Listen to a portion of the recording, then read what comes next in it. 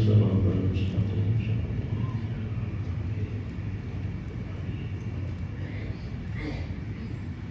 الحمد لله رب العالمين، والصلاة والسلام على أشرف الأنبياء والمرسلين وعلى آله وأصحابه أجمعين. قال رب اشرح لي صدري ويسر لي أمري واحلل عقدة من لساني يفقهوا قولي.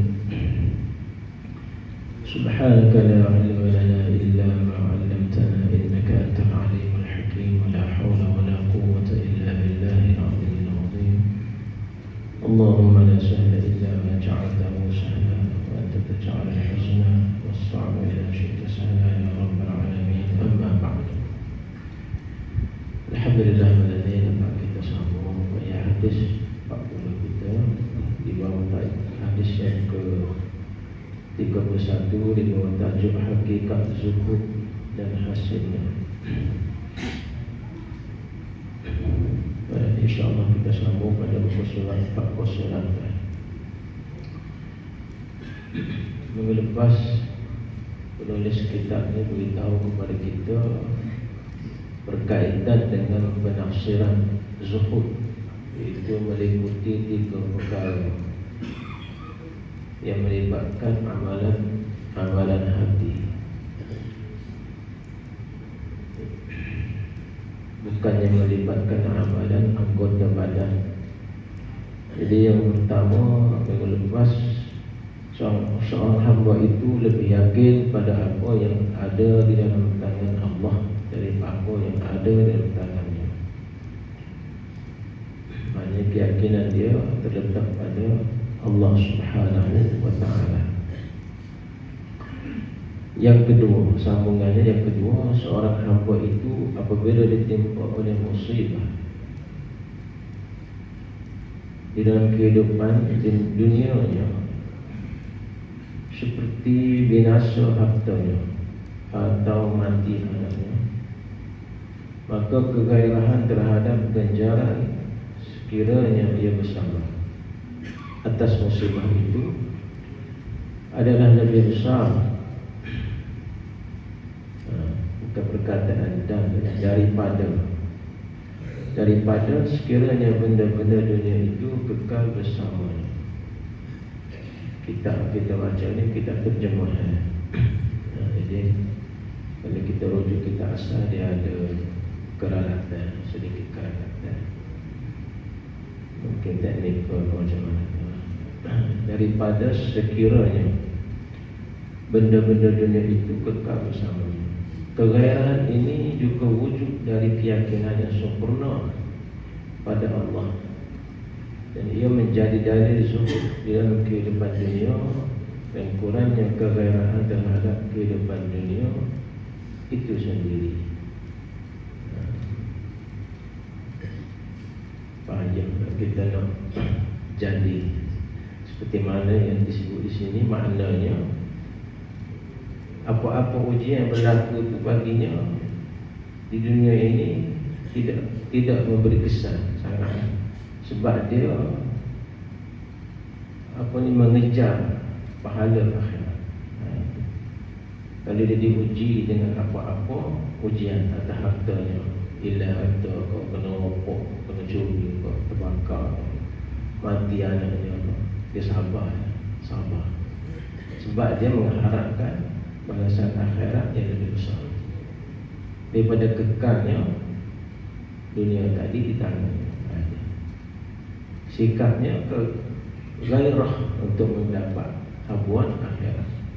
Itu yang kedua. Makna yang kedua daripada segi penafsiran zuhud. Telah diriwayatkan oleh Ibnu Umar radhiyallahu anhu daripada Rasulullah sallallahu alaihi wasallam bahawa baginda sallallahu alaihi wasallam telah bersabda. Sabda Nabi sallallahu alaihi wasallam telah berdoa. Baginda sallallahu alaihi wasallam telah berdoa. Ini doa Nabi kita sallallahu alaihi wasallam. Allahumma aqsim lana min khashyatika ma tahulu bainana wa baina ma'asik. Dalam riwayat, di banyak riwayat, ini riwayat yang ada di kitab ini. Allahumma aqsim lana min khashyatika ma tahulu bainana wa baina ma'asik min ta'atika ma tuballighuna bihi jannatak. Itu kesilapan lagi cetak tu. Itu di situ tuballighuna bihi hubbak. Tuballighuna bihi jannatak. Ada pengat potong demi jannatak. Wa min al-yaqini ma tuhawwinu bihi. Tertinggal kata di situ. Wa min al-yaqini ma tuhawwinu bihi alaina masa'ib ad-dunya. Jadi maksudnya, wahai Allah, bahagikanlah untuk kami akan ketakutan terhadap-Mu yang akan menghalang antara kami dengan maksiat. Bukan musibah, dan maksiat. Terjemah bersilap lagi. Dan menghalang antara kami dengan maksiat, dan akan ketaatan terhadap-Mu yang akan menyampaikan kami kepada syurga-Mu, dan akan keyakinan yang menyebabkan musibah dunia itu menjadi mudah dan ringan atas dunia. Minta doa supaya musibah kita minta doa, Nabi kita SAW minta doa supaya musibah itu menjadi ringan bagi kita. Kemudian yang ketiga, pujian dan kejian seorang hamba sama sahaja dalam perkara yang hak, yang kebenaran. Sama ada manusia memujinya atau mencacinya dalam perkara-perkara yang berkaitan dengan hak, yang kebenaran yang dilakukannya, maka kedua-duanya sama sahaja di sisinya. Ini adalah antara alamat-alamat, yakni tanda-tanda kezuhudan di dalam kehidupan dunia dan penghinaannya terhadap dunia itu, dan kekurangan kegairahannya terhadapnya. Ibnu Mas'ud radhiyallahu anhu berkata, yakin itu adalah tidak akan berusaha untuk menjadikan manusia itu redha walaupun menyebabkan Allah murka, yakni keredaan Allah dikorbankan demi untuk memenuhi keredaan manusia atau untuk menjadikan manusia itu suka terhadap dirinya. Jadi dalam perkara kebenaran ini dia tidak endah kepada pujian dan kejian. Orang puji pun biasa, orang keji pun biasa. Gitu. Maknanya keikhlasan dia yang tinggi terhadap Allah SWT. Kalau orang puji dia gapo-gapo, tak ada serga-gapo. Orang keji pun tak serga-gapo, serupa. Ini orang yang serupa ni. Di antara ciri-ciri orang yang serupa. Dia keji patut dia dapat rasa. Kalau orang yang tidak ada sifat zuhud, kalau orang kecil makan nampak lah jawapannya. Dah. Orang kecil, dia kecil balik. Itu sifat biasa kita lah. Kalau orang kecil kita, orang cercok kita. Dari duduk tu dah. Buka mulut letak lah. Lepas wira. Tak pandang dengan mulut, terang. Oh dia. Itu tak ada zuhud kita. Tidak zuhud. Bagi dia tidak kita. Orang yang zuhud ni tidak ada apa bagi dia, kejian kau, cercaan kau, puji kau, puji super. Sebab apa? Sebab dia nak pujian Allah sahaja. Dia nak pujian Allah dan dia takut cercaan Allah. La yakhafu laumata laim. Dia takut orang yang mencela. Dia takut kemurkaan Allah, celaan Allah. Dia nak pujian Allah. Tinggi lah makam dia. Jadi kalau kita boleh duduk situ, maknanya kita ada sifat zuhud. Dia ambil lah dunia tu, tak balik lah. Kemurkaan Allah kita tak kali kita sudah, kita minta taubat Allah Ta'ala. Mana tak? Boleh lah minta taubat. Alhamdulillah. Ya betul. Taubat tu kita kembali kepada pangkal jalan dah. At-ta'ibu minaz zambi kaman la zambala. Orang yang bertaubat dari dosa ni seumpama dia tak ada dosa mesti tu. At-ta'ibu minaz zambi kaman la zambala. Jadi taubat tu salah satunya terbaik. Ciri orang beriman tu taubat. Ciri orang beriman kepada Allah Ta'ala. fasik ke apa itu tak sah taubat. Sebab disebabkan ada sama tu dah. Dalam Quran Allah Ta'ala dah sebutkan ciri-ciri orang muttaqin, orang bertakwa, dia bersegera kepada taubat.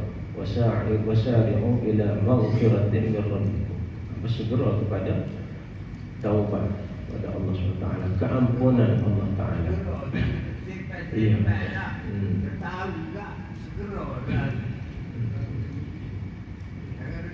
Dan penarifan yang diriwayatkan dalam penafsiran kalimah zuhud adalah sebagaimana yang telah diperkatakan oleh Al-Hasan Al-Basri.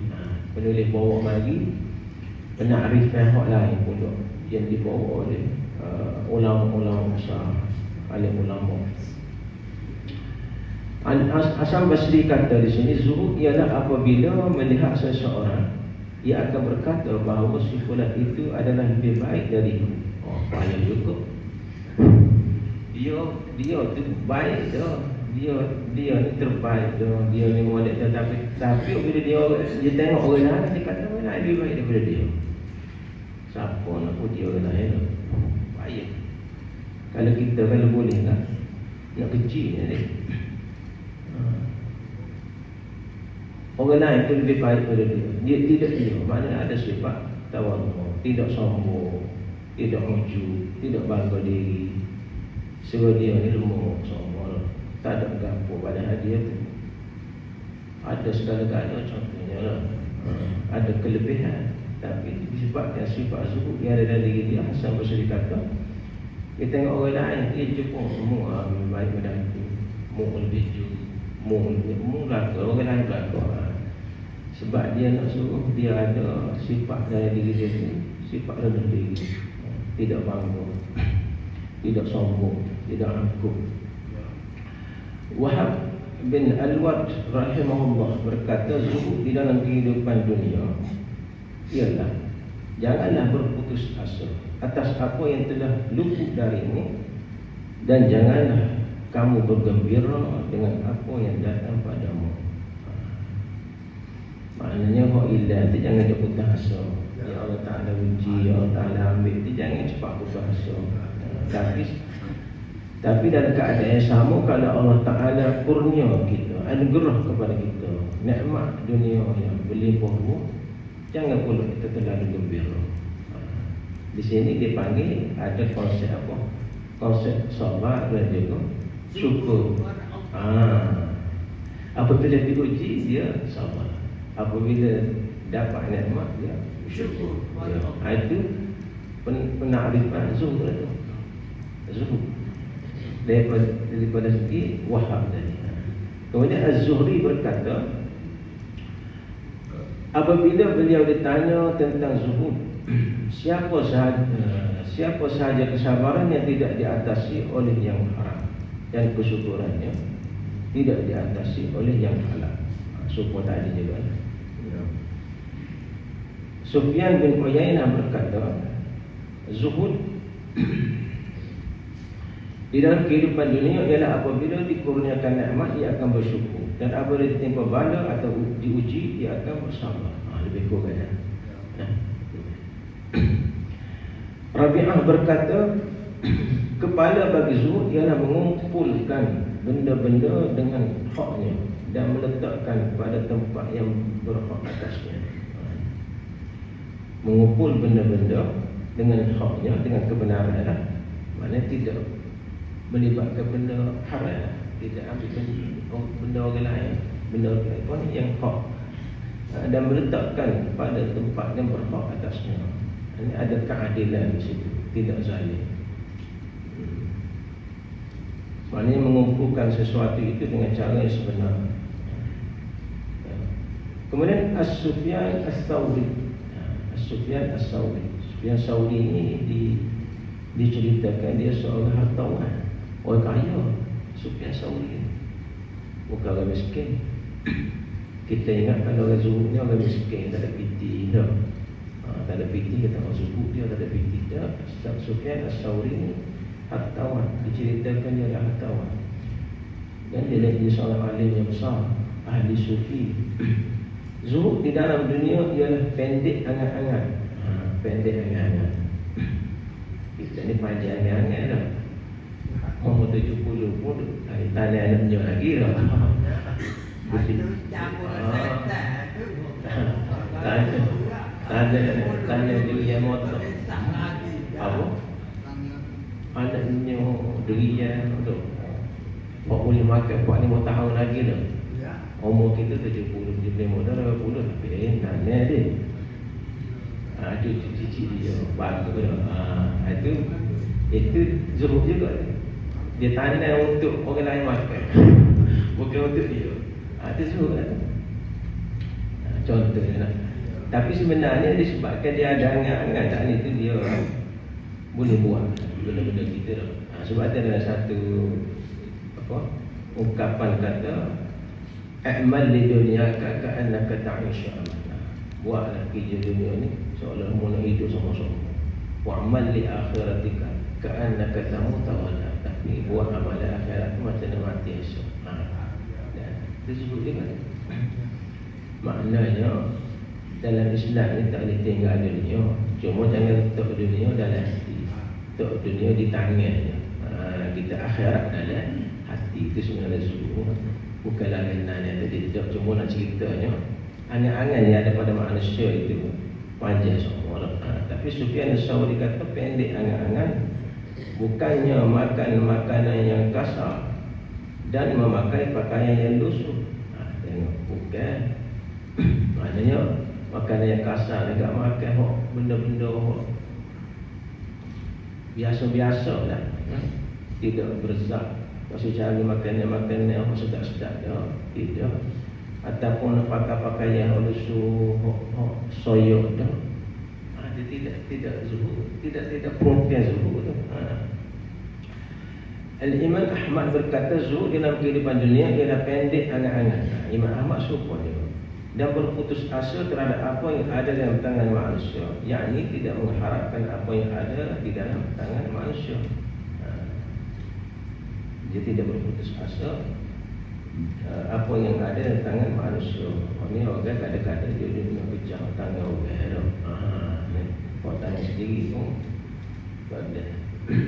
Jadi maknanya zuhud di sini kita melakukan sesuatu di atas dunia ini dan kita jadikan dia dan harta kita semua tadi sebagai jambatan untuk hari akhirat. Gitu. Bukan dunia tunggal kita, tapi kita tunggal dunia. Kita maknanya menjadikan dunia itu untuk akhirat. Katakan kalau kita pakai kereta mahal, kita bagi sejid, bagi dengar ngajar, itu semua benda tu. Tapi kalau ada kereta besar, kita duduk manusia, kita duduk. Itu tidak semua. Ada pakai yang baru macam ni, sejid, pakai untuk semayang, untuk ibadat, untuk mengabdikan diri kepada Allah SWT. Itu makna sih. Melakukan sesuatu untuk ketaatan kepada Allah SWT. Sebab Islam tidak melarang kita kaya, tidak. Buat Nabi Daud AS, Nabi Sulaiman sangat-sangat kaya. Nabi Sulaiman kaya, tapi orang yang paling zuhud Nabi kita sendiri, Osman bin Affan, semua. Dan contoh juga Umar Abdul Aziz, kan, seorang khalifah yang zuhud, orang kaya dia. Tapi dekat dia nak mati, tinggal 7 bulan dinar. Waktu tua negara pemimpin waktu itu Umar Abdul Aziz dekat nak mati, tinggal 17 dinar. 5 dinar urus untuk beli kapal dia, kuburan dia, untuk kubur dia. Pada 10 lebih lagi tu bagi anak dia 10 sebelah. Wah, ada dia kaya pun dia sedekah habis kau kan. Dia bantu ni untuk jalan Allah Subhanahu Wa Taala. Maknanya jauh-jauh dengan kita. Kita royak dah. Kita royak pada buat macam ni. Kadang-kadang tak, kalau aku tu dia dahsyat kita kata. Dia kata dia nampak akhirat ya. Orang lain dia tak nampak. Itu suruh kata. Juga. Bahagian-bahagian zuhud, kita tengok lagi bahagian-bahagian uraian dia. Zuhud itu terbagi kepada 3 bahagian. Nak cerita kita ni ada zuhud atau tidak? Nama kita ada sekian apa dah. Zuhud itu terbahagi kepada 3 bahagian, iaitu sebagaimana yang dibahagikan oleh para ulama salaf. Yang pertamanya zuhud pada syirik dan pada ibadat yang selain Allah. Zuhud ini wajib ni. Tidak boleh mensyirikkan Allah Subhanahu wa taala. Maknanya semua kita ada. Ya, ada sifat zuhud. Yang keduanya zuhud pada perkara yang haram dan semua perkara maksiat. Yang ini memang wajib atas setiap kita. Kalau hal ni pun tak lepas juga. Empat akidah ni, empat tauhid pegangan kita. Empat hal-hal tu kena pertama, ayat 2. Ayat ketiga ni zuhud pada perkara-perkara yang halal. Tadi kita ayat ni. Perkara halal tapi dia berzuhud. Ini makam yang sangat tinggi. Bagaimana bahagian pertama dan kedua adalah wajib. Dan yang ketiga sebalik. Ibnu Al-Mubarak berkata, Ma'la bin Muqti' berkata, zuhud adalah di dalam 3 rupa, 3 jenis. Mengikhlaskan amalan dan perkataan semata-mata untuk Allah dan tidak inginkan sesuatu pun dari benda-benda dunia. Itu yang pertama. Keikhlasan ini maknanya melibatkan hati kita. Meninggalkan, yang keduanya meninggalkan yang tidak layak dikerjakan dan mengamalkan yang layak untuk dikerjakan. Dan yang ketiga zuhud dari yang halal, dan ini hukumnya sunnah dan merupakan tingkatan zuhud yang paling tinggi. Ibrahim bin Adham berkata zuhud itu terbagi kepada 3 golongan. Zuhud pada perkara halal, sunnah ni kan. Orang dulu cerita-cerita dulu kan, tak sampai makam kita lah. Contoh, dia sampai tahap apa nama ni, kali tengah malam tu orang lalu lampu kan, lampu tu dia tak ikut lampu dia atas masalah apa ke, takut tu dia tak disini. Tu kalau selipar tangga dia tak pakai, dia tak sahut main-main sebab kena minta izin lagi. Kan selipar kan, puak kita bukan setakat sahut pijak. Dia tak pijak, dia suruh kan tu. Tak pijak. Apa nama ni, bayar rumah bayar tu kan. Ada seorang alim dia pergi, ada apa, tari dia ada bayar rumah orang. Dia tak duduk, dia bayar patah bayar, dia bayar rumah orang. Orang pada bayar dah tak sampai tahap tu dah kita ni. Ibrahim bin Adham berkata zuhud itu terbagi kepada 3 golongan. Pertama zuhud fardu, tadilah. Yang kedua zuhud pada kelebihan fadl. Dan yang ketiga zuhud pada kesejahteraan ataupun keselamatan. Adapun zuhud fardu ia adalah zuhud pada perkara-perkara haram. Maknanya wajib bagi kita meninggalkan perkara-perkara haram. Meninggalkan perkara haram itu adalah satu bentuk zuhud. Zuhud pada kelebihan Allah ialah zuhud pada perkara-perkara halal. Dan yang ketiga zuhud kesejahteraan ataupun keselamatan adalah zuhud pada perkara-perkara syubhat. Diriwayatkan daripada Imam Ahmad bahawa zuhud itu adalah dalam 3 rupa. Yang pertama meninggalkan yang haram. Ini adalah zuhud orang-orang awam. Zuhud orang awam, tinggal benda haram ni zuhud bagi orang-orang awam. Dan yang kedua meninggalkan kelebihan dari perkara-perkara halal. Ini adalah zuhud orang-orang khawas, tinggi sikit. Dan yang ketiga meninggalkan apa sahaja yang menyibukkan diri dari mengingati Allah. Ini adalah zuhud orang-orang yang arifin. Tinggi makam yang ketiga ni. Jadi kalau kita dengar orang-orang yang tercara ke dunia ni, makam yang ketiga ni. Dan perkara-perkara yang mendorong atau membawa seorang insan pada kezuhudan. Di antara perkara yang membawa seseorang kepada zuhud ialah pertama, menghadirkan kehidupan akhirat di dalam hati dan fikiran, dan bagaimana ia akan berdiri di hadapan penciptanya pada hari penghisapan dan pembalasan. Pada ketika itu syaitan dan hawanya akan tewas dan nafsunya akan terpaling dari kelazatan dunia dan benda-bendanya yang sementara. Dalilnya ialah kata-kata Harisah radhiyallahu anhu ketika Rasulullah sallallahu alaihi wasallam bertanya padanya bagaimana ia berpagi-pagi, Harisah menjawab, asbahtu mu'minan haqqan. Qala lahu inna likulli mu'minin haqqun haqiqatun. Fama haqiqatu imanik? Qala saraftu nafsi 'anid dunya fastawa 'indi hujruha wa madaruha wa ka'anni anzuru ila 'arsy rabbi bariza wa ka'anni anzuru ila ahli al-jannati fil jannati yata'amuna wa ila ahli al-jannati fil nar wa ila ahli an-nar fil nar yu'azzabuna. Qala ya Haris arafta falzam. Jadi maksudnya aku telah berbagi-bagi sebagai seorang mukmin yang hak, yang sebenar-benar mukmin. Sabda Rasulullah SAW padanya, sesungguhnya bagi seorang mukmin hak itu ada hakikatnya. Maka apakah hakikat keimananmu? Nabi tanya, Harisah jawabnya, aku palingkan nafsuku dari dunia. Dia tidak termohon sangat kepada dunia. Dan sahabat Nabi SAW. Maka sama saja di sisiku antara rumah yang diperbuat dari batu dengan yang dibuat daripada tanah liat, dan seolah-olah aku melihat pada aras Tuhanku dengan nyata sekali, dan seolah-olah aku melihat pada ahli syurga di dalam syurga sedang berenak-enakan, dan ahli neraka di dalam neraka sedang menerima azab. Sabda Rasulullah SAW, sesungguhnya kamu telah mengetahui, maka lazimkanlah dirimu dengannya. Ini cara pertama untuk kita meletakkan diri kita dalam kedudukan sebagai orang yang bersifat dengan sifat zuhud, iaitu kita senantiasa menghadirkan diri kita, hati kita ini, fikiran kita untuk hari akhirat. Gambaran kita senantiasa menggambarkan hari akhirat.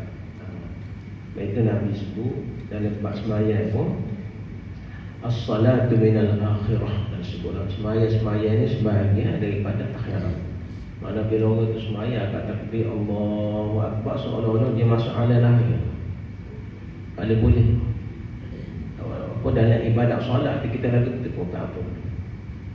Dia sebut sini dalam kehidupan kita sehari, apa kalau boleh biar kita tergambar macam mana hari akhirat nanti, macam mana gambaran orang masuk syurga, macam mana gambaran orang duduk neraka azabnya, macam mana gambaran orang duduk syurga nikmatnya.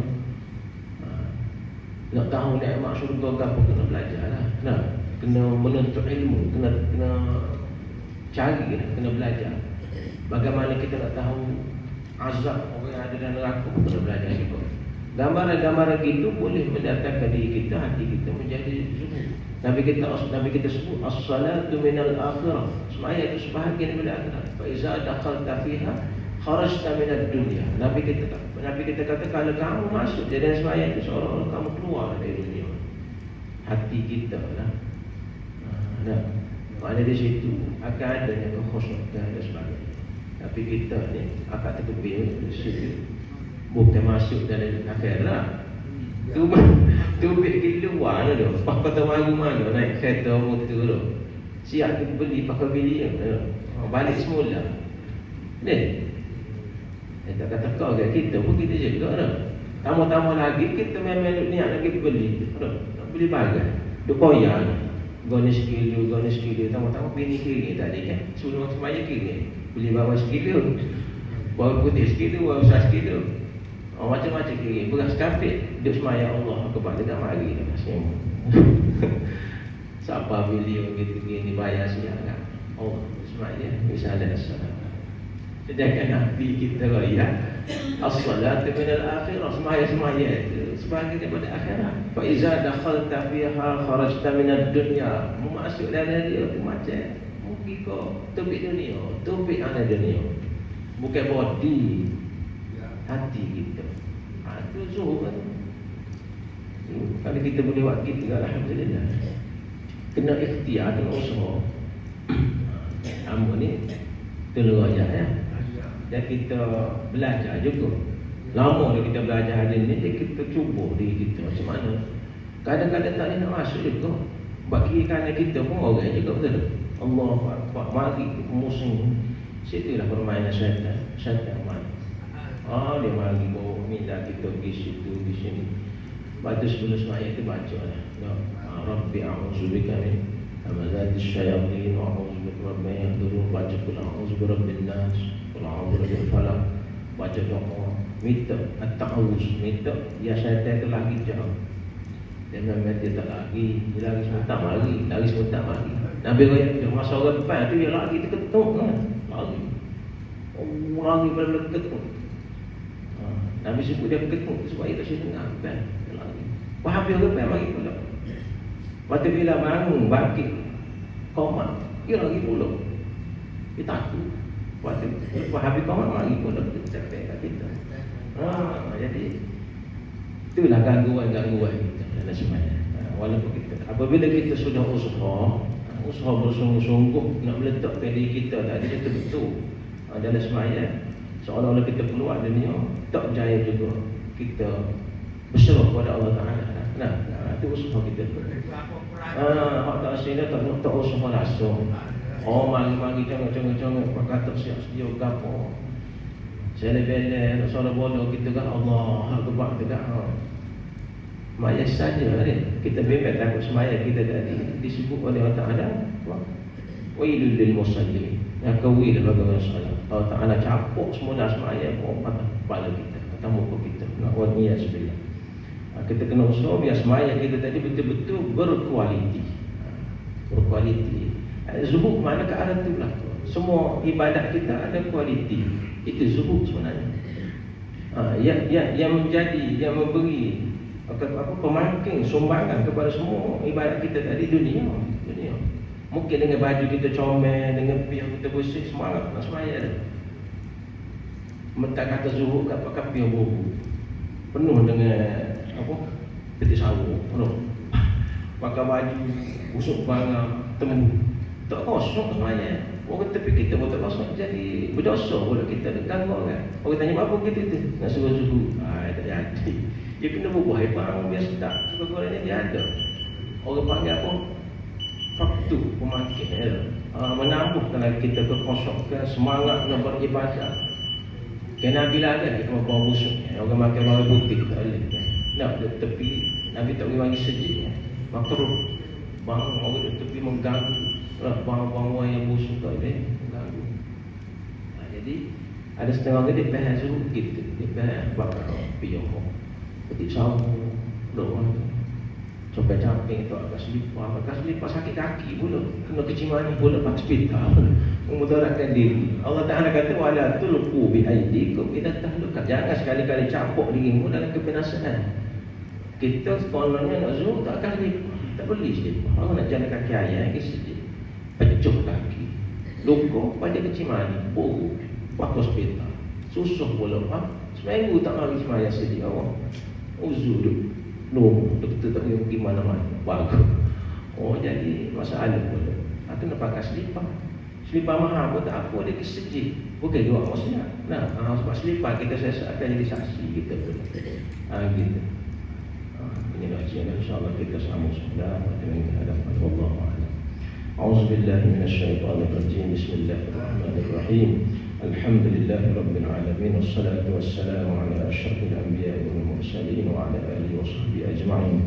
Allahumma ja'al jama'ana hadha jama'an marhuman wa tafarruqana min ba'dihi tafarruqan ma'suman wa la taj'al Allahumma fina wa la ma'ana wa la man yatba'una shaqiyyan wa la madrudan wa la mahruman ya rabbal alamin. Allahumma zidna ilma warzuqna fahma. Wa sallallahu ala sayyidina Muhammadin wa ala alihi wa sahbihi wa sallam. Alhamdulillahi rabbil alamin.